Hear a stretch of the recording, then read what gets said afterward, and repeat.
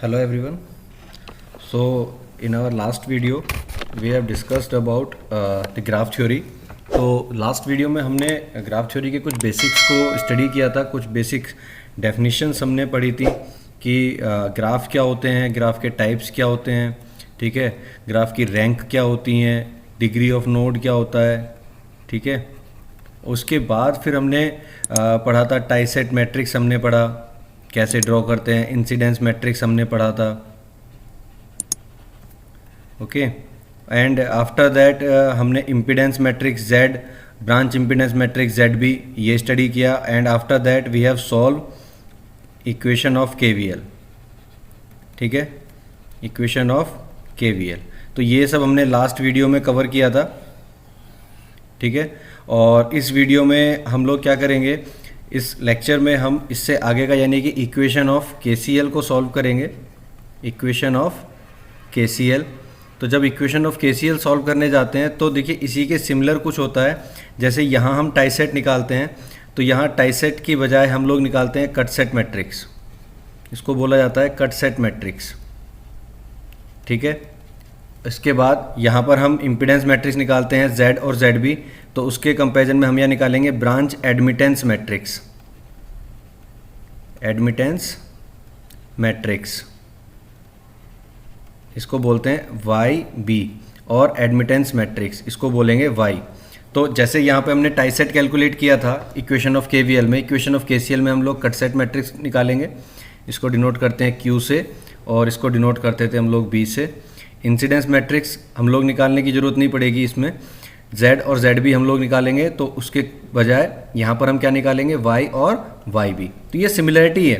And जब ये चीज़ें कैलकुलेट हो जाएंगी, after that you can solve the equation of KCL, solution of KCL, ये काम आप कर पाएंगे। तो आज की इस वीडियो में हम लोग डिस्कस करेंगे कि कैसे हम कट सेट मैट्रिक्स को ड्रॉ करते हैं, कैसे इन एडमिटेंस मैट्रिक्स को ड्रॉ करते हैं, कैसे इस KCL की इक्वेशन को सॉल्व करते हैं। तो आइए स्टार्ट करते हैं।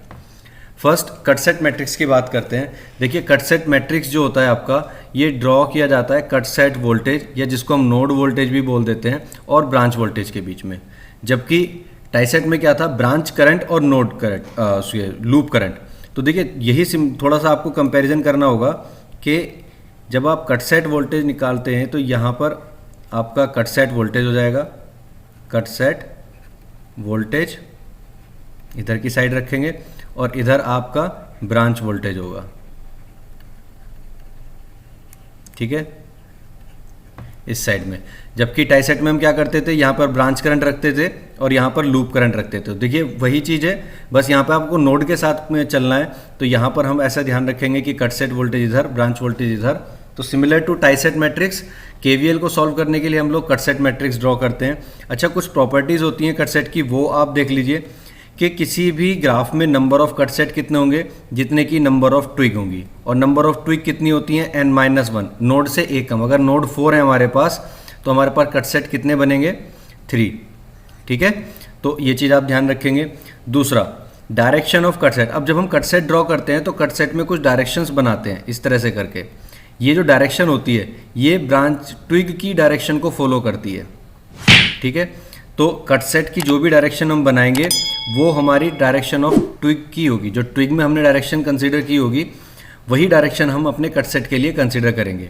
लिंक से इसका कोई लेना देना नहीं है, हमारा केवल कंसर्न ट्विग से है। जो डायरेक्शन ट्विग की होगी वही डायरेक्शन हम कट सेट के रखेंगे। लिंक्स की डायरेक्शन को हमें इन लोगों को नहीं देखना है, ठीक है। नेक्स्ट, एक cut set can not cut more than 1 twig. एक कट सेट एक ही ट्विग को कट करेगा। एक कट सेट एक ट्विग को 2 कट सेट कट नहीं कर सकते हैं, ठीक है। यानी कि अगर एक ट्विग है उस पर आप एक ही कट सेट बनाएंगे, दूसरी ट्विग पे दूसरा कट सेट बनाएंगे, तीसरी ट्विग पे तीसरा कट सेट बनाएंगे। कोई भी कट सेट ट्विग को 2 बार कट नहीं कर सकता है। नेक्स्ट प्रॉपर्टी, एक कट सेट कैन नॉट। अब कई बार क्या होता है कि हम लोग इसको ऐसे बना लेते हैं कि ये एक ट्विग है और हमने कट सेट यहाँ बना दिया। अब अगर कट सेट को हमने यहाँ बना दिया और मैं इसको पूरा करता हूँ कट सेट को, तो ये इस ट्विग को 2 जगह कट कर जाएगा, यहाँ पर और यहाँ पर। तो मैं बीच में कट सेट नहीं बना सकता हूँ क्योंकि ये 2 बार कट करेगा, ये कि अलाउड नहीं है, ये अलाउड नहीं है। आप किसी कट सेट को 2 पॉइंट पे कट नहीं किया जा सकता है, केवल एक ही पॉइंट पे वो कट करेगा। अब जैसे यहाँ पर क्या हो रहा है, ये एक नोड है, ये एक नोड है। अगर मैं इसको कंप्लीट करता हूँ तो ये मेरी ब्रांच यहीं तक थी, ये इस ब्रांच को केवल एक पॉइंट पे कट कर रहा है, तो ये सही है।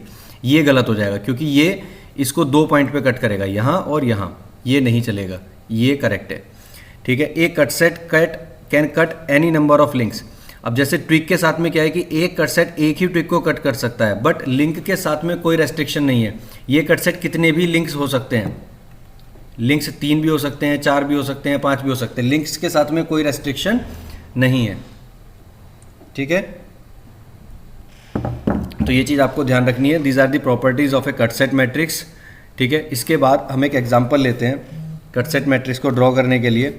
फॉर एग्जांपल हम अपना जो कन्वेंशनल एग्जांपल है वही ले लेते हैं।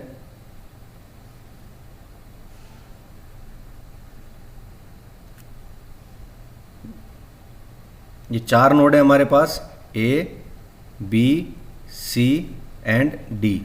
ठीक है, 4 नोड थे हमारे पास, 3 हमने कट सेट कंसिडर 3 ट्विक का हमने बना लिया, बाकी जो बचे वो लिंक हो जाएंगे, तो ये हमारे पास लिंक हो जाएंगे। ठीक है, और ये एक लिंक हो जाएगा। ठीक है, now we can consider the direction in links and twigs. These are the direction. ठीक है, this is the direction of branches. ठीक है, ब्रांच को नंबर दे देते हैं, इसको 1, 2, 3, 4, इसको 4 मान लेते हैं, 5 एंड 6। ठीक है, we have consider direction of now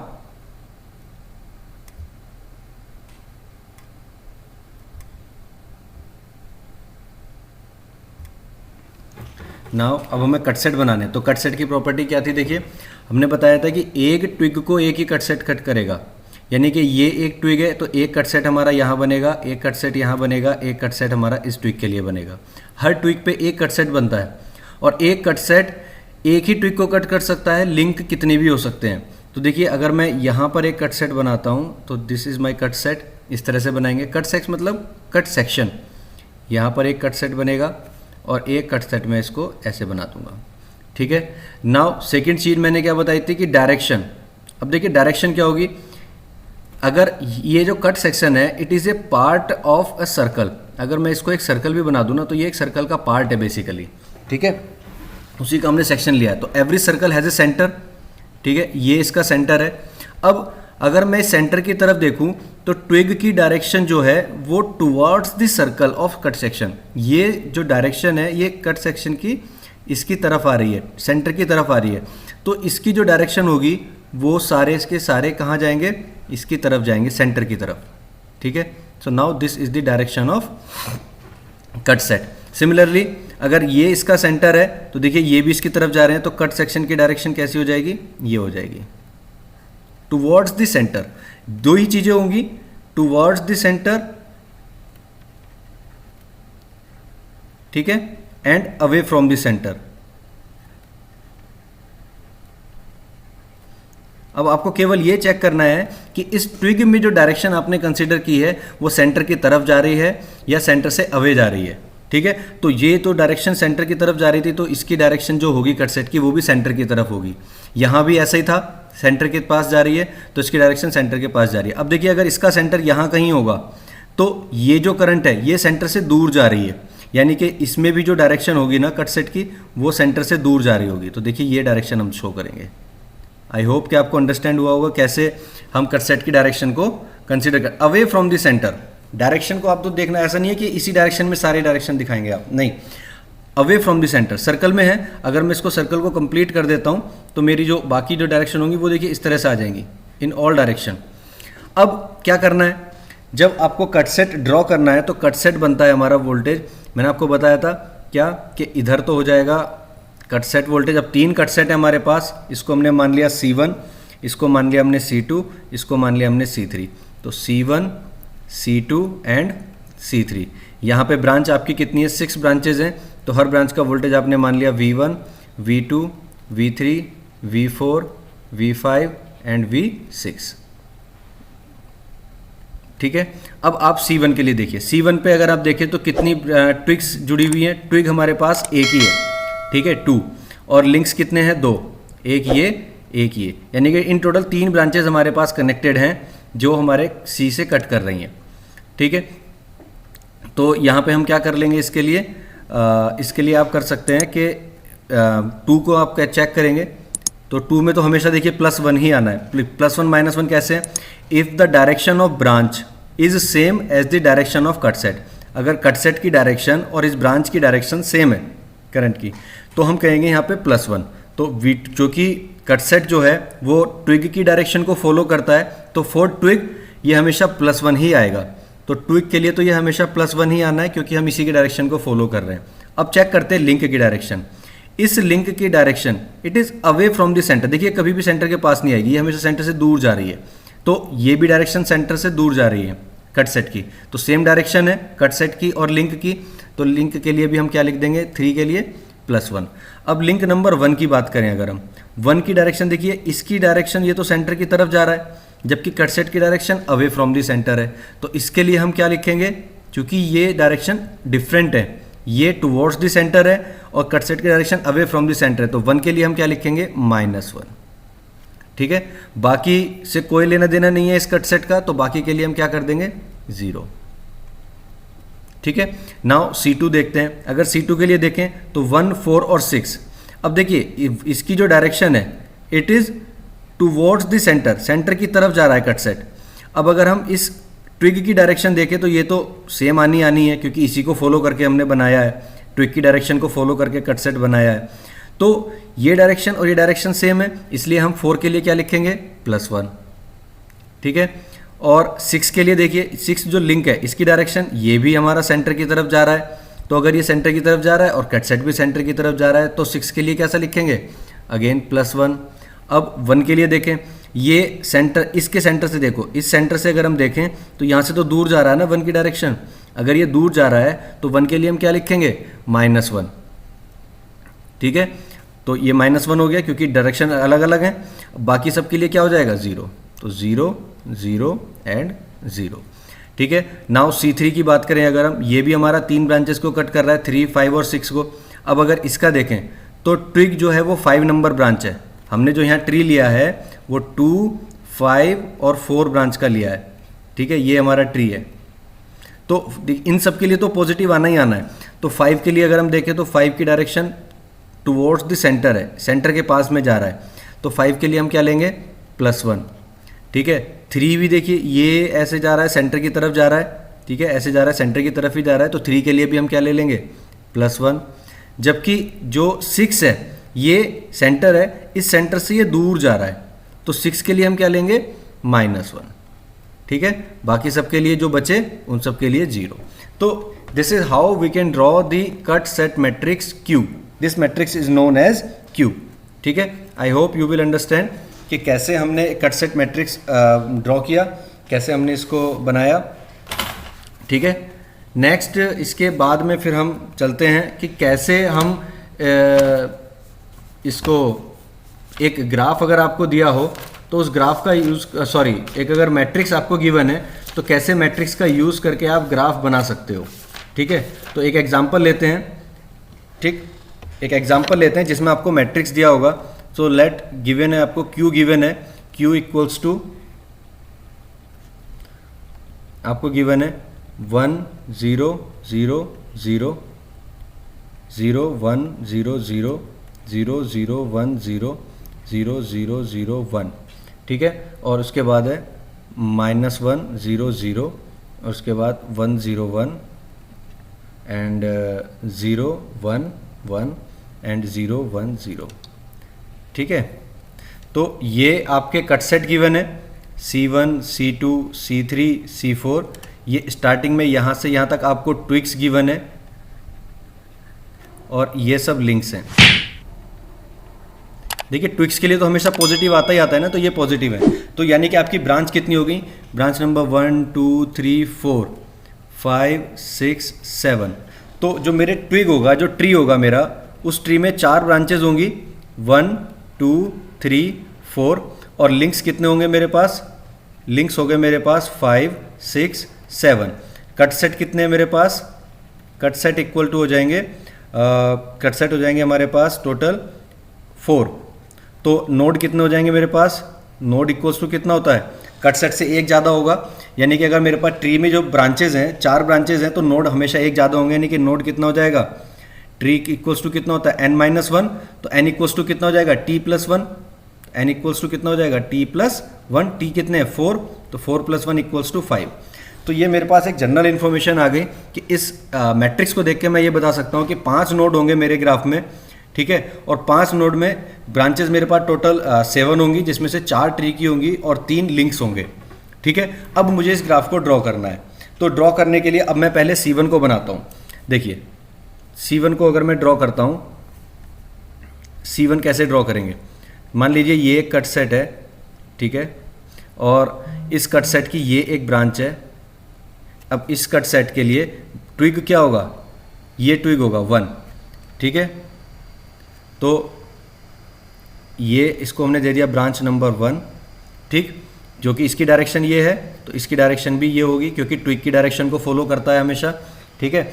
अब बात करते हैं बाकी और कौन कौन से कनेक्टेड। देखिए इसी कट सेट पे सब 0 हैं, केवल ये 5 नंबर लिंक कनेक्टेड है, तो मैं इसमें एक और लिंक बना देता हूँ, इसको नाम दे देता हूँ 5। और ये क्या है? माइनस है।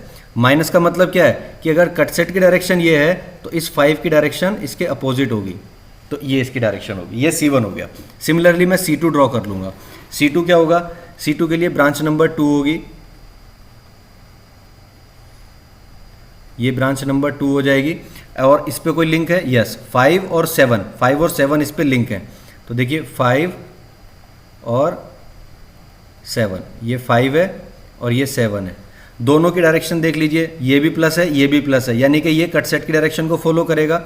अब अगर कट सेट की direction away from the centre है तो इनकी डायरेक्शन भी अवे फ्रॉम द सेंटर होगी। C2 ड्रॉ हो गया। अब हम C3 ड्रॉ करेंगे। C3 को अगर हम ड्रॉ करें तो देखिए C3 कैसा होगा?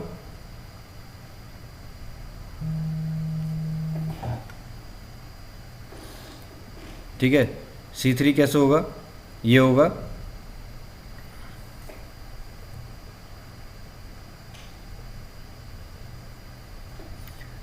और अगर इसकी डायरेक्शन ये है तो कट सेट की डायरेक्शन भी ये होगी, ठीक है। और ये हो जाएगी हमारी ब्रांच नंबर, देख लीजिए ये कौन सी ब्रांच है? 3 नंबर ब्रांच है, तो ये 3 हो जाएगी, ठीक। और इसके बाद फिर इसमें 6 और 7 भी कनेक्टेड है। देखिए 6 और 7 भी कनेक्टेड है C3 पे, लेकिन दोनों पॉजिटिव हैं, तो 6 की डायरेक्शन भी पॉजिटिव हो जाएगी और 7 की डायरेक्शन भी। ये 6 हो गया, ये 7 हो गया, 6 एंड 7। अब मुझे C4 ड्रॉ करना है, तो C4 क्या हो जाएगा? इसी तरह से C4 को ड्रॉ कर लेंगे, ठीक है। तो C4 ये डायरेक्शन है, तो ये ब्रांच नंबर 4 इस पे कनेक्टेड है C4 के लिए। यहाँ से देखें तो हम, तो ब्रांच नंबर 4 के लिए ये ब्रांच नंबर 4 हो जाएगी, ठीक है। और इस पे कौन कौन से लिंक्स कनेक्टेड है? 5 नहीं है, केवल 6 नंबर लिंक कनेक्टेड है, बाकी तो 0 हैं। तो यहाँ पे केवल एक और लिंक होगा 6, ठीक है। और इसकी डायरेक्शन क्या है? चूंकि ये पॉजिटिव है तो इसकी डायरेक्शन भी similar to the cut set होगी। अब देखिए ये तो हमने एक एजम्पशन माना है, जब हम एक्चुअल में सर्किट को ड्रॉ करेंगे तब हमें पता चलेगा कि ये होता कैसे है, बनता कैसे है। तो देखिए ये नोट कर लीजिए, ये जो इन्फॉर्मेशन है मैं इसको नोट कर ले रहा हूँ, यहाँ पर नोट कर ले रहा हूँ कि T = 4 है हमारे पास, और L = 3 है, और N = node number of node जो है वो 5 है। मैं इसको रब करना पड़ेगा क्योंकि स्पेस की रिक्वायरमेंट है अभी, तो मैं इसको रब कर दे रहा हूँ, थोड़ी जगह चाहिए हमें, ठीक है। और अब हम इस सर्किट को ड्रॉ करने की कोशिश करते हैं। तो देखिए हमारे पास कितने नोड हैं? N = 5 है, तो सबसे पहले तो आप नोड बना लीजिए। 1 2 3 4, 4 तो नोड है, एक रेफरेंस नोड ले लेंगे, तो इसको हम बीच में ले लेते हैं क्योंकि इससे आसानी रहती है। इस तरह के क्वेश्चन को हम इसी तरह से सॉल्व करते हैं, ठीक है। 5 नोड हमने ले लिए। हमें पता है कि इनमें से 4 नोड पे तो हमारी केवल क्या नहीं है? कट सेट यानी कि ट्विग होंगे, कट सेट यानी कि ट्विग हमारे बनेंगे। अब अगर मैं इसको C1 मान लेता हूँ, यहाँ पे मैं C1 मान लेता हूँ, तो देखिए ये एक ही कट सेट, अगर मैं इस लिंक को यहाँ से बना देता हूँ, यहाँ C1 लेता हूँ, यहाँ C2 लेता हूँ, यहाँ C3 लेता हूँ, यहाँ C4 लेता हूँ, तो क्या होगा कि अगर मैं यहाँ पे ब्रांच को जोड़ दूँ जो ट्विग है मेरी, यानी कि 1, तो ये तो C1 और C2 दोनों को कट कर जाएगी, जो कि पॉसिबल नहीं है। ट्री हमारा एक ही बार में कट करता है, तो हमने एक कॉमन ले लिया है, तो मैं क्या करूँगा, इसको इससे जोड़ दूंगा, ये मेरी ब्रांच नंबर 1 हो जाएगी। ठीक है, यहाँ पे मेरा कट सेट है। अब ये कट सेट की डायरेक्शन हो गई। पहले मुझे ट्विग को बनाना है, पहले मैंने इस ट्विग को ड्रॉ किया, C1 बनाया, इस ट्विग को बनाया, और ये मेरी हो गई ब्रांच नंबर 1। अब मुझे ये देखना है 5। अब ये जो 5 है ये एक लिंक है। अब ये देखिए 5 किसके साथ कॉमन है, तो अगर मैं 5 को चेक करूं तो ये 5 मेरा C2 के साथ कॉमन है। ये जो 5 है ये देखिए C2 में भी है, जो 5 है ये किस में है, C2 में भी है। तो मैं यहाँ पर एक लिंक बना सकता हूँ जो कि C2 के साथ इसको कनेक्ट करेगा। ठीक है, तो ये हो गया मेरा लिंक नंबर 5। अब देखिए ये 5 हो गया। अब इस लिंक की डायरेक्शन कैसी है, अपोजिट है इसके, यानी कि इसकी जो डायरेक्शन होगी वो ये होगी। ठीक है, अब मुझे C2 बनाना है, C1 का काम खत्म हो गया, ये ब्रांच भी ड्रॉ हो गई, ये ब्रांच भी ड्रॉ हो गई। ठीक है, अब C2 के जाइए, C2 में अगर हम कट सेट देखें तो 5 की डायरेक्शन ही कट सेट की डायरेक्शन है, यानी कि अगर मेरा यहाँ पर कोई कट सेट बन रहा होगा तो उसकी डायरेक्शन यही आ रही होगी। ठीक है, अब ये देखिए ये तो 5 की डायरेक्शन होगी, 2 की डायरेक्शन भी आउटवर्ड होगी, यानी कि इसकी डायरेक्शन, अब 2 तो मेरा यहाँ पे कनेक्ट, जितने भी ट्विग हैं वो रेफरेंस पे कनेक्ट करोगे आप, तो ये आ गया 2। अब देखिए 2 की डायरेक्शन भी, तो ये भी हमने बना दिया, 5 भी हमने बना दिया। 7 को अगर हम देखें तो यहाँ पे एक और ब्रांच है 7 जो है वो 2, 3 के साथ कनेक्टेड है। देखिए 7 यहाँ भी है और 7 इसमें भी है, यानी कि 7 जो है वो कॉमन ब्रांच है जो C2 पे भी है और C3 पे भी है। ठीक है, तो मैं यहाँ पर 7 नंबर से इसको कनेक्ट कर दूंगा। ठीक है, ये होगी मेरी 7 नंबर ब्रांच। डायरेक्शन कैसी है, सेम डायरेक्शन है कट सेट वाली, तो वही डायरेक्शन हम यहाँ बना देंगे। ठीक, तो C2 का भी काम खत्म हो गया। ठीक है, ये ब्रांच भी हमारी बन गई। अब इस ब्रांच पे आ जाओ, C3 के लिए आ जाओ, जो डायरेक्शन 7 ब्रांच की है वही कट सेट की है, यानी कि ये हो गया मेरा कट सेट। ठीक है, और इसकी डायरेक्शन क्या हो जाएगी, टुवर्ड्स द सेंटर। ठीक है, ये हो जाएगी। अब यहाँ पे ब्रांच कौन सी है, 3, तो देखिए 3 ब्रांच बना दी हमने। 3 ब्रांच कैसी होगी, यही डायरेक्शन होगी। लीजिए भैया ये डायरेक्शन हमारी बन गई, तो 3 की डायरेक्शन सेम हो गई कट सेट के जैसी, यहाँ भी कट सेट के जैसी डायरेक्शन है, 3 की डायरेक्शन बन गई। 7 की डायरेक्शन को भी फॉलो कर लिया, जो 7 की डायरेक्शन है वही हमारी कट सेट की डायरेक्शन है। और 6 क्या होगा, 6 लिंक है, और ये लिंक कहीं कॉमन है क्या, देखें तो yes, this link is common with 4। तो 6 जो ब्रांच है वो 4 में और 3 में कॉमन है, तो ये 4 ये था हमारा, इसमें कॉमन बना देते हैं, ये कॉमन हो गया। ठीक है, अब 6 की डायरेक्शन क्या होगी, जो कट सेट की डायरेक्शन है, यानी कि कट सेट की डायरेक्शन तो ये है, तो ये हो गई हमारी 6 की डायरेक्शन। ठीक है, C3 का भी काम खत्म हो गया। अब C4 पे आते हैं। C4 की डायरेक्शन क्या होगी, जो 6 की डायरेक्शन है, यहाँ से अगर देखें जो 6 की डायरेक्शन है वही C4 की है, यानी कि ये कट सेट मैंने बना दिया जो C4 के लिए था। ठीक है, ये डायरेक्शन हो गई कट सेट की, ये ब्रांच नंबर 6 है। अब इस पे ट्विग जो है वो 4 कनेक्टेड है, तो 4 तो रेफरेंस से कनेक्ट करेंगे। ठीक है, तो ये हमने रेफरेंस से कनेक्ट कर दिया, और इसकी डायरेक्शन भी वही है जो कट सेट की है, तो ये हो गया 4 नंबर। ठीक है, ये इसका ग्राफ बन जाएगा। This is how you can draw a graph from the cut set matrix. इस कट सेट मैट्रिक्स का यूज़ करके ग्राफ कैसे ड्रॉ करते हैं वो हम इस तरह से कर सकते हैं। ठीक है, तो कई बार क्या होता है कि हम जो कट सेट बना लेते हैं, जो ये कट सेट हमने बनाए, इनकी डायरेक्शन चेंज करने की रिक्वायरमेंट हो जाती है जब ग्राफ बनाते हैं, तो कर सकते हैं आप। ऐसा कुछ नहीं कि ये जो एक बार फिक्स मान लिया कि ये आउटवर्ड ही बनना है तो ये आउटवर्ड ही बनेगा। अगर डायग्राम में ऐसी कोई सिचुएशन आती है कि पॉसिबल नहीं है तो आप डायरेक्शन को चेंज कर सकते हो। बस चेंज क्या होगा, अगर इसकी डायरेक्शन चेंज करते हो तो इन सभी की डायरेक्शन भी चेंज हो जाएगी। केवल ये चीज़ कंपलसरी है कि अगर जैसे ये हमने बनाया है, ठीक है, तो अगर मैं इसको दूसरे तरीके से बनाऊं तो मैं इसको ऐसे भी बना सकता हूं। अगर मैंने इसकी direction away from the centre दिखा दी तो मैं 2 की डायरेक्शन ऐसे दिखा सकता हूं। ठीक है, इस 5 की डायरेक्शन ऐसे दिखा सकता हूं। ठीक है, 7 की डायरेक्शन ऐसे दिखा सकता हूं, तो ये ऐसे ही बन सकता है, दोनों सेम है, कोई दिक्कत नहीं है। तो जैसी रिक्वायरमेंट होती है जब हम ग्राफ ड्रॉ करते हैं वैसा ही हम कर सकते हैं। तो इस तरह से ये आपका एक ग्राफ था, और उस ग्राफ से आपने क्या किया, एक कट सेट मैट्रिक्स को ड्रॉ किया। ठीक है, this is how we can draw a graph from the cut set matrix. Now we move on to the branch admittance matrix. कैसे आप एक ब्रांच एडमिटेंस मैट्रिक्स को ड्रॉ कर सकते हैं, ठीक है। तो इसका तरीका देखिए, जैसे कि हमने उसमें बनाया था, पहले ही हमने बनाया था, उसी तरीके से आप इसमें भी बना सकते हो, ठीक है। So let's take an example कि सबसे पहले अगर एक सर्किट है,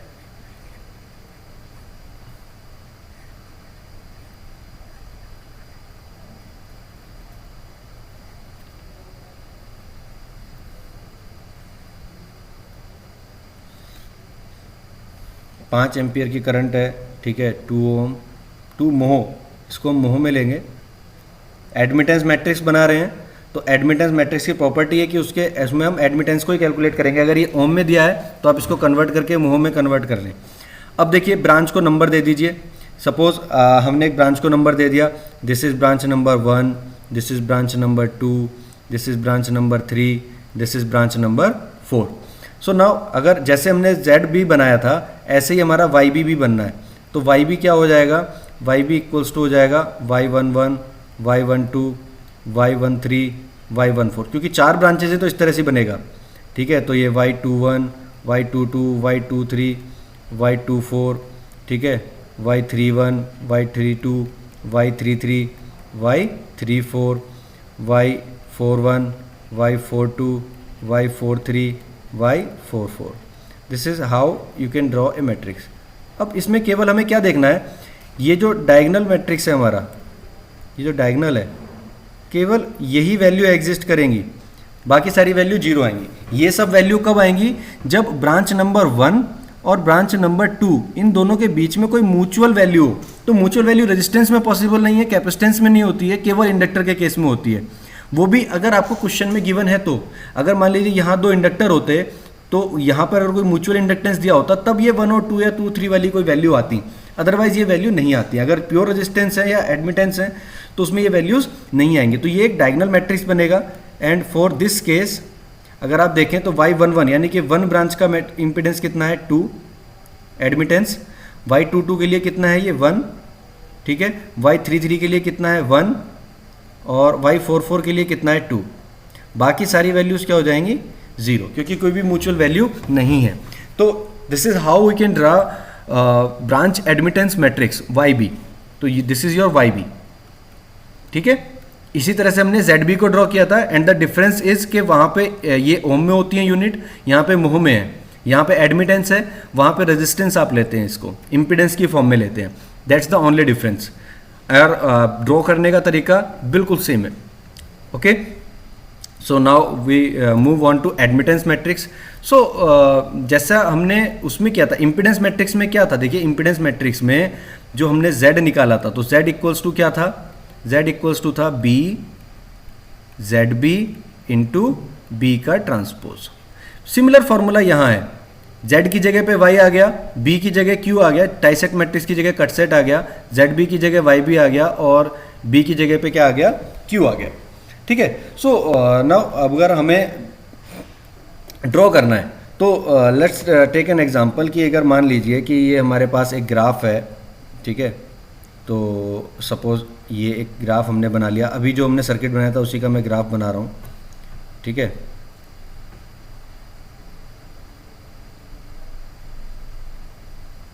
उस सर्किट का ऐसा ग्राफ बनेगा। करंट सोर्स के लिए देखिए 0 हो जाएगा। अगर मैं इस सर्किट का ग्राफ बनाऊं तो यही बनेगा, एक नोड ये हो जाएगा, ठीक है, एक नोड ये हो जाएगा, एक ये रेफरेंस नोड हो जाएगा। तो 1 2 3 ये एक ब्रांच हो जाएगी, ये एक ब्रांच हो जाएगी, ये एक ब्रांच हो जाएगी। करंट सोर्स के लिए हम कोई ब्रांच नहीं बनाएंगे, इसको ओपन सर्किट रखते हैं। और ये जो 2 नोड है इस पर 2 ब्रांचेज हैं, तो यहाँ से ये बन जाएगा। तो यही ग्राफ हमने बनाया है, नेक्स्ट केस में यही ग्राफ हमने बनाया है। तो इसको नंबर दे देते हैं 1 2 3 एंड 4। नाउ द डायरेक्शन इसमें एज्यूम कर लेते हैं, ठीक है। So this is A and B और ये तो आपका रेफरेंस है ही, ठीक है। तो देखिए जब आप इसको ड्रॉ करेंगे तो इसका आपको कट सेट बनाने पड़ेंगे, ठीक है। कट सेट जब आप बनाएंगे तो देखिए कैसे कट सेट हम बनाते हैं।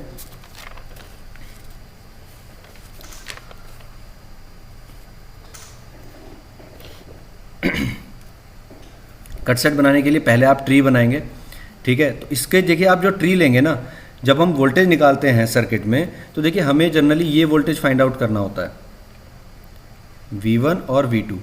तो यही V1 और V2 वाले ब्रांच को हमें ज़रूर लेना है, रेफरेंस को हमें इतना नहीं देखना है। तो जब हम कट सेट लेंगे तो यहाँ पे कौन सी ब्रांच चूज़ करेंगे, तो देखिए हमको ब्रांच चूज़ इस तरह से करनी है कि कट सेट हमारे V1 और V2 पे बने। तो अगर मैं ये आपका ट्री लेता हूँ, ठीक है, तो मेरा एक कट सेट यहाँ बनेगा, एक कट सेट यहाँ बनेगा, तो मेरा V1 और V2 फाइंड आउट हो जाएगा।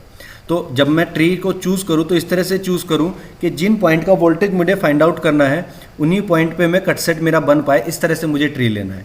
तो ट्री मैंने अगर ये लिया, अगर मैं ट्री गलती से ये वाला ले लेता, ठीक है, अगर मैं ट्री को ये लेता तो कोई दिक्कत नहीं थी, लेकिन फिर जो मेरा वोल्टेज निकलता एक तो ये वाला निकलता और एक ये वाला निकलता, और ये रेफरेंस का वोल्टेज है, फिर मैं बाद में परेशान होऊंगा। तो इसकी ज़रूरत नहीं है। आप क्या करें, ट्री ऐसा सेलेक्ट करें कि जिससे आपके जो प्रॉब्लम है वो कम हो रहे हैं। तो ट्री समझदारी से सेलेक्ट करना बहुत ज़रूरी है। जब भी आप ट्री सेलेक्ट करें बहुत समझदारी से ट्री को सेलेक्ट करें, ठीक है। तो यहाँ पे हमने ले लिया, अब लिंक्स को बना देते हैं। तो दीज आर दी लिंक्स, ठीक है, this is the direction, okay. So now A, B और आर। अगर कट सेट की बात करें तो देखिए दो कट सेट बनेंगे, एक तो यहाँ बनेगा और एक यहाँ बनेगा। ये वाला कट सेट 3 ब्रांच को कट करेगा, ये वाला 2 को कट करेगा। नाउ अब इस कट सेट की डायरेक्शन क्या होगी, जो ट्विग की डायरेक्शन है, ये ट्विग की डायरेक्शन है तो इसकी डायरेक्शन भी यही होगी, ठीक है, C1। और इसकी डायरेक्शन ट्विग की डायरेक्शन यानी कि इसकी डायरेक्शन इसको फॉलो करेगी, C2, ठीक है। Now this is branch number 1, 2, 3 and 4। So now अब यहाँ पे अगर हम देखें तो मेरा ZB कितना था, सर यहाँ पे Q टाइप कर लेते हैं पहले। Q इक्वल्स टू कितना हो जाएगा, C1 C2, branch number 1, 2, 3 and 4। अब देखिए अगर देखें इसकी डायरेक्शन 1 की डायरेक्शन और 2 की डायरेक्शन दोनों ही C1 को फॉलो कर रही हैं, यानी कि 1 भी पॉजिटिव होगा 2 भी पॉजिटिव होगा। तो 1 को +1, 2 को भी +1, 3 और 4 से कोई मतलब नहीं है तो इसको हम 0 कर देंगे। C2 को अगर हम चेक करें तो C2 की जो डायरेक्शन है कट सेट की, वही डायरेक्शन ट्विग की भी है और दूसरी की, यानी कि 3 और 4 दोनों की डायरेक्शन सेम है, केवल 2 की डायरेक्शन अपोजिट है। तो 3 और 4 को +1 कर लेते हैं, 3 को +1, 4 को +1। 2 की डायरेक्शन देखिए इसके अपोजिट है, ये ऐसे जा रहा है जबकि ये कट सेट की डायरेक्शन ये है। तो 2 के लिए हम क्या लेंगे, -1 और ये 0। तो ये मेरा Q हो गया। ZB मैंने कैलकुलेट किया था, तो ZB अभी हमने निकाला था, कितना आया था लास्ट केस में, ये रहा 2 1 1 2, ठीक है। तो यही मैट्रिक्स में ले रहा हूँ 2 1 1 2, ठीक है। तो मेरा यहाँ से सॉरी ये Y भी था, ये Y भी था, तो मेरा Y कितना हो जाएगा, Y इक्वल्स टू हो जाएगा Q ZB और Q का ट्रांसपोज, ठीक है। तो Q कितना हो गया मेरे पास, अभी मैंने Q निकाला है 1 1 0 0 0 -1 1 1, ठीक है। ZB कितना हो जाएगा 2 1 1 2, ठीक है। और Q का ट्रांसपोज हम ले लेंगे, इसका ट्रांसपोज यानी कि 1 0 1 -1 0 1 एंड 0 1। नाउ इसको हम सॉल्व कर लेते हैं। तो आफ्टर सॉल्विंग इन तीनों को जब मल्टीप्लाई कर देंगे तो हमारे पास आ जाएगा 3 -1 -1 और 4। तो इस तरह से आप ये Y को कैलकुलेट कर सकते हैं। This is your matrix Y, ये कहलाएगा आपका admittance matrix.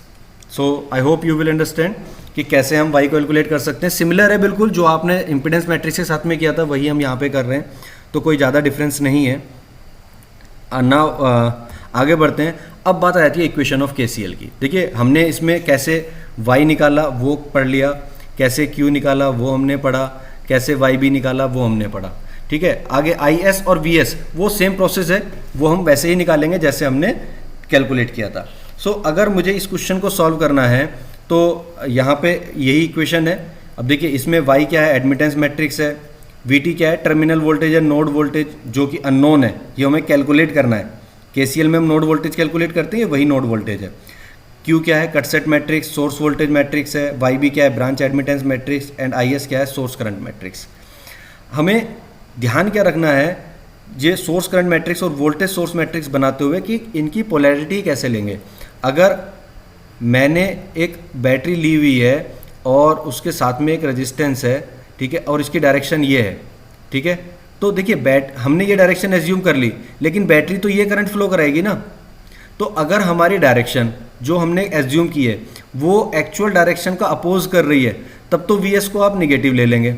Otherwise same direction है, अगर मैंने डायरेक्शन ये मानी होती तो मैं इसके लिए पॉजिटिव ले लेता। सिमिलर फॉर करंट, मान लीजिए ये एक करंट सोर्स है और इसके पैरेलल में कोई रेजिस्टेंस है, ठीक है, और सर्किट हमारा ऐसे है। अब अगर ये करंट जाएगी तो ये करंट तो घूम के ऐसे ही जाएगी ना, इसकी डायरेक्शन ये होगी। अब अगर मैंने इस ब्रांच में डायरेक्शन यही मानी हुई है तब तो +1 ले लेंगे, अगर मैंने डायरेक्शन ये मानी हुई है तो उसके लिए -1 ले लेंगे। तो ऐसा नहीं है कि आपको कोई भी डायरेक्शन नहीं मान सकते हैं, मान कोई भी सकते हैं, बस फर्क क्या हो जाएगा, यहाँ पे प्लस या माइनस का डिफरेंस हो जाएगा। अब इस क्वेश्चन को देखते हैं। जो हमारा सर्किट था यही सर्किट को हम ले रहे हैं, इसी सर्किट को ले रहे हैं, ठीक है। इस सर्किट के लिए हमने चूंकि अभी Q भी निकाला है, Y भी निकाल लिया है, ठीक है। तो इस सर्किट के लिए हम अगर सॉल्व करते हैं तो Y हमारे पास निकल के आया है, तो मैं नोट कर ले रहा हूँ। Y = आया था मेरे पास अभी निकल के उसी सर्किट के लिए 3 -1 -1 और 4। YB था मेरे पास, ये सब हम अभी कैलकुलेट कर चुके हैं, तो ये सब पार्ट ही हैं 2112, ठीक है। और Q मेरे पास निकल के आया था 1 1 0 0 0 -1 1 1, ये सब चीज़ें निकल के आई थी। सर्किट मेरा ये था, मैं सर्किट को रीड्रॉ कर दे रहा हूँ।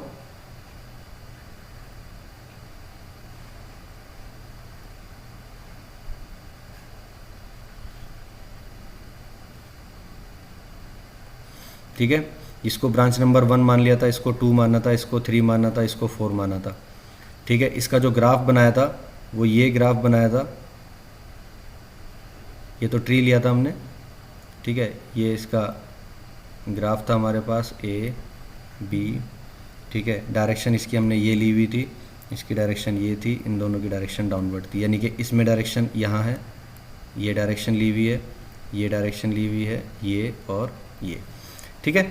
ये 1 2 3 एंड 4 ये हमने अभी तक कैलकुलेट किया हुआ है, ठीक है। अब इक्वेशन ऑफ KCL क्या कहती है कि Y × VT यानी कि terminal voltage = Q × IS minus YB × VS।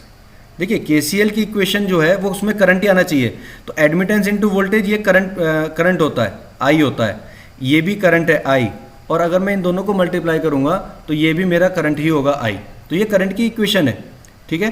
अब इसमें Y हमने कैलकुलेट कर लिया, ये आ गया, तो मैं अगर इस इक्वेशन को सॉल्व करूं तो ये आ जाएगा 3 -1 -1 4, ठीक है, इंटू VT। चूंकि दो कट सेट वोल्टेज है VC1 VC2, तो मैं इसको V1 V2 लिख ले रहा हूँ, V1 और V2, ये जो कट सेट हमने बनाए थे, इसका VC1 और इसका VC2, यही हम निकाल रहे हैं अब, ठीक है।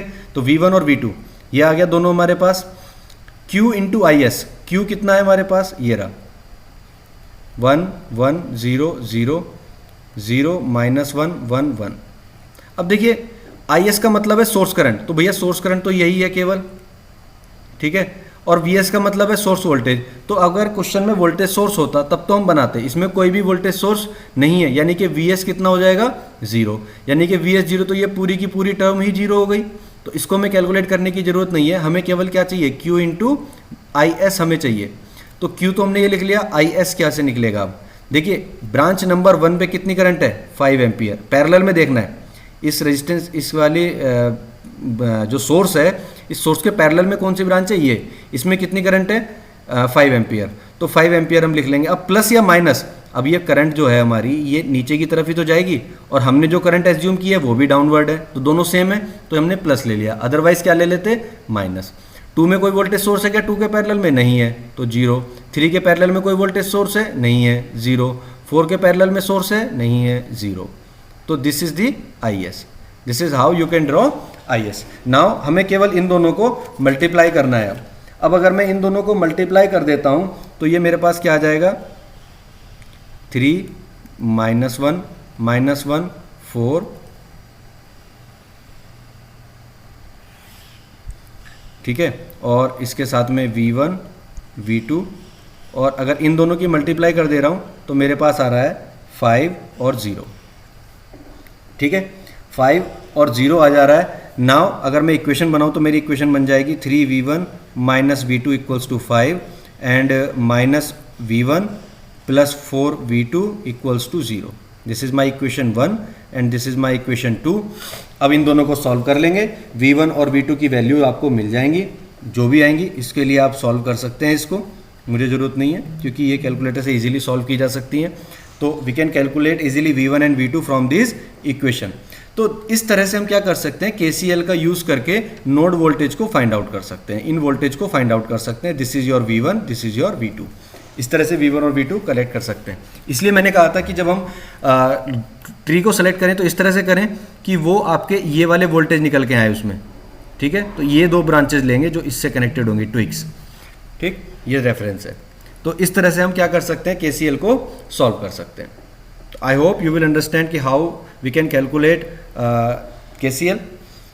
इसके बाद चलते हैं नेक्स्ट और लास्ट टॉपिक हमारा ग्राफ थ्योरी का, जो है कंसेप्ट ऑफ डुअलिटी। डुअलिटी क्या है कि हम एक सर्किट का डुअल नेटवर्क भी बना सकते हैं। अब डुअल नेटवर्क बनाने में हमें क्या क्या प्रॉपर्टीज़ का यूज़ करना है, देखिए कि क्या क्या चीज़ देखनी है। द नंबर ऑफ मैसेज, जितनी मैश होंगी उसके डुअल नेटवर्क जो बनाएंगे उसमें उतने नंबर ऑफ नोड बन जाएंगे, यानी कि number of meshes equal to number of nodes. Impedance of a branch common between the two meshes, अगर दो मैश हैं, ठीक है, उनके बीच में कोई एलिमेंट कॉमन है तो वो एलिमेंट फिर नोड के बीच में कॉमन बन जाएगा, ठीक है। जो दो मैश के बीच में कॉमन है वो एडमिटेंस बन जाएगा और नोड के बीच में कनेक्ट होगा, क्लियर। दूसरी चीज़, वोल्टेज सोर्स जो होगा उसको हम रिप्लेस कर देंगे करंट सोर्स से, और ओपन सर्किट को रिप्लेस कर देंगे शॉर्ट सर्किट से।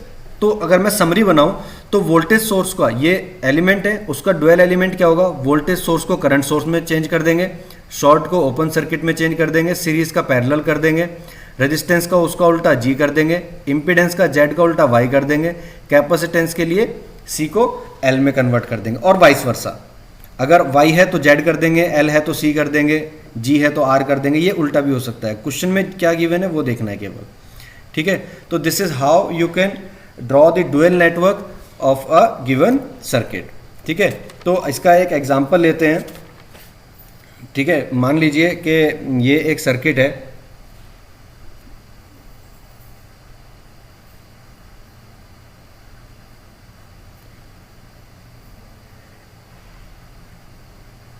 ये एक रेजिस्टेंस हमने लगा दिया, यहाँ पे एक कैपेसिटर लगा दिया, ठीक है, यहाँ एक इंडक्टर लगा दिया, ठीक है, यहाँ पे एक कैपेसिटर और लगा दिया, ठीक है, यहाँ एक रेजिस्टेंस लगा दिया, और चलिए मैं एक सोर्स और लगा देता हूँ। ये लीजिए, ये एक सोर्स लगा दिया।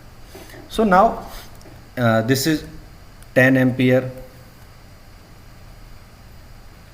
ठीक है, 4 ओम, 3F, ठीक है, और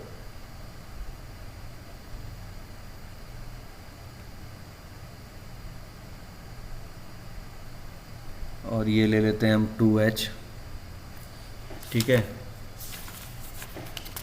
एक सेकेंड रुकिए,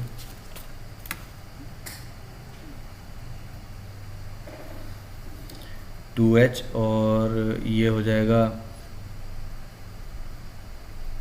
3F 2H, और इसको हम ले लेते हैं 4F, इसको हम ले लेते हैं 5 ओम, और इसको हम ले लेते हैं सपोज 12 वोल्ट का ले लेते हैं। अब देखिए इसमें क्या देखना है, सबसे पहले आप फाइंड करिए नंबर ऑफ लूप्स को देखिए। अगर मैं लूप या मैश को देखिए, आप मैश को अगर हम देखें तो 3 मैश है, 1 2 एंड 3, ठीक है। तो सबसे पहला काम आप क्या करेंगे, सबसे पहला काम आप करेंगे इन मैश में आप सिंपली एक नोड बना लीजिए। हर मैश का एक नोड बनेगा, मैंने बताया था जितने मैश होंगे उतने नोड बनेंगे। तो इसमें आप क्या करेंगे, एक नोड आप पहले ड्रॉ कर लेंगे। 3 नोड बना लिया आपने, और एक रेफरेंस नोड आप बनाएंगे जरूर, एक रेफरेंस नोड बना लेंगे। अब एक एक एलिमेंट को इसके साथ कनेक्ट करते चले जाइए, एक एक एलिमेंट को 1 बाय 1। जैसे ये एलिमेंट हमने सबसे पहले इसको बना लिया, ठीक है। अब देखिए ये 4 ओम जो है ये तो इन दोनों के बीच में कॉमन है, तो कॉमन वाले को हम ऐसे कनेक्ट कर देंगे, ठीक है। ये भी कॉमन है तो इसको भी कनेक्ट कर देंगे। जो बचे वो कॉमन नहीं है, तो जो कॉमन नहीं है उनको हम कैसे कनेक्ट करेंगे, ये देखिए इसको हम वापस रेफरेंस पे कनेक्ट कर दिया, इस 5 ओम को इसको भी हमने रेफरेंस पे कनेक्ट कर दिया, ठीक है। इस 4 फैरेड को इसको भी हमने इस पे कनेक्ट कर दिया रेफरेंस पे, इस 3 फैरेड को इसको भी हम ले जाके रेफरेंस पे कनेक्ट कर देंगे, ठीक। ये इस तरह से आप इसको कनेक्ट कर देंगे। अब इसका डुअल नेटवर्क बनाना शुरू करेंगे। ये हो गया node number 1, node 2 and node 3। तो देखिए नोड 1, नोड 2, नोड 3, ठीक है, और ये रेफरेंस। तो पहले कॉमन बना लेते हैं। 1 और 2 के बीच में 4 ओम कॉमन है, तो ये 4 को उल्टा कर देंगे, हम इसको कंडक्टेंस बना देंगे, यानी कि 1/4, ठीक है। अब 2 और 3 के बीच में कितना है, 2 हेनरी, तो 2 हेनरी का यानी कि एक इंडक्टर है, इंडक्टर का डुअल एलिमेंट क्या है, कैपेसिटर, तो इसको हम कैपेसिटर बना देंगे। कितना, 2 फैरेड का बना देंगे इसको, ठीक है। हेनरी से फैरेड में चेंज कर दिया, चेंज हो गई, ठीक है। अब कॉमन वाले तो बन गए, यही तो कॉमन थे, ये कॉमन था और ये कॉमन था, बाकी तो सब इंडिविजुअल हैं। तो देखिए 1 से क्या कनेक्टेड है, ये करंट सोर्स, ठीक है, और 1 से केवल कनेक्टेड सोर्स है, 1, 2 एंड 3। 1 से केवल करंट सोर्स कनेक्टेड है, तो मैंने 1 से कनेक्ट करंट सोर्स की जगह क्या लगा दिया, वोल्टेज सोर्स, और इसको कनेक्ट कर दिया किससे, रेफरेंस से। ये रेफरेंस है भाई, रेफरेंस से तो कनेक्टेड है ये करंट सोर्स, तो इसको हमने रेफरेंस से कनेक्ट कर दिया। 10 एम्पियर का था तो इसको 10 वोल्ट का बना दिया, ठीक है। 1 पे कनेक्ट काम खत्म हो गया, 1 पे तो केवल इतना ही था। 2 पे आते हैं, 2 पे क्या है, ये 4 और ये 2 तो बन चुका, ठीक है। अब ये बचा केवल 3 फैरेड, जो कि हमारा 2 से रेफरेंस को कनेक्ट कर रहा है, तो 2 से रेफरेंस को कनेक्ट करते हैं। कैपेसिटर है तो कैपेसिटर को कनेक्ट कर देते हैं इंडक्टर में, तो कितना इंडक्टर हो गया, 3 हेनरी का, ये बन गया भैया, ठीक है। इसको हमने बना दिया। अब आगे बढ़ते हैं, 2 का काम खत्म हो गया, 2 पे तीनों बन गए, ये भी बना दिया हमने, ये भी हमने बना दिया था। इसके बाद 3 पे आते हैं। 3 पे देखिए 3 एलिमेंट है, क्या क्या है, पहले तो ये 4 फैरेड का कैपेसिटर है, ये रेफरेंस से कनेक्टेड है, तो इसको हम बना देंगे इंडक्टर। ये लीजिए भैया, ये बन गया इंडक्टर, ठीक है। इसके बाद इंडक्टर के अलावा क्या है, ये रेजिस्टेंस, इसकी वैल्यू कितनी थी, 4 हेनरी, ठीक है। अब 5 ओम इसको कनेक्ट करेंगे, तो ये कितना हो जाएगा, ये कनेक्ट हो गया, ये हो गया 1/5, ठीक है। और या फिर इसको हम लिख सकते हैं 5 मोहो करके लिख सकते हैं, ठीक है। अब ये वोल्टेज सोर्स है, इस वोल्टेज सोर्स को हम क्या करेंगे, करंट सोर्स में कनेक्ट कर देंगे। अब देखिए इसकी डायरेक्शन ये ऐसे फ्लो कराता, ठीक है, तो करंट सोर्स की डायरेक्शन भी ऐसे ही ले लेंगे। ये आ गया करंट सोर्स 12 एम्पियर का, ठीक है। तो ये इसका डुअल नेटवर्क हो गया, ये इसका डुअल नेटवर्क हो गया। इस तरह से हम किसी भी सर्किट का डुअल नेटवर्क ड्रॉ कर सकते हैं। I hope you all will understand कि how we can draw a dual network of a given circuit. So this is all about the graph theory, ठीक है। बिफोर वॉचिंग दिस वीडियो आप पहली वाली video को ज़रूर देखें, क्योंकि उसमें बेसिक्स हैं, वहाँ से ही चीज़ें लिंक्ड हैं, ठीक है। तो मिलते हैं इसके बाद नेक्स्ट यूनिट को हम देखते हैं, नेटवर्क थ्योरम के लिए जाएंगे। तो टिल नाउ बाय।